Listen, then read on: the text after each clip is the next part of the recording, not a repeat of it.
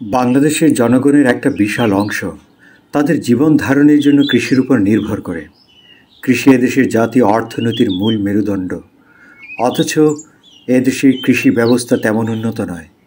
বিশ্বের অন্যান্য দেশের তুলনায় বাংলাদেশের কৃষির একর প্রতি ফলন অত্যন্ত কম।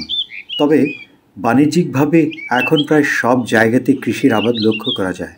উদাহরণস্বরূপ আমাদের এই পেঁপের বাগান।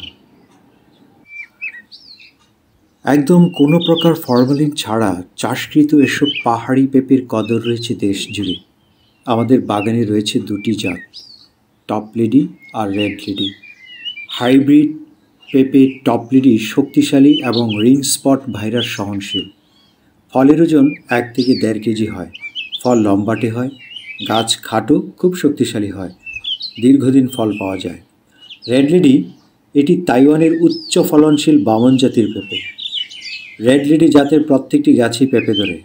রেড লেডি জাতের পেঁপে গাছ সর্বোচ্চ 10 ফিট হয়। গাছের উচ্চতা 5 থেকে 6 ফিট হলেই ফল ধরা শুরু হয়।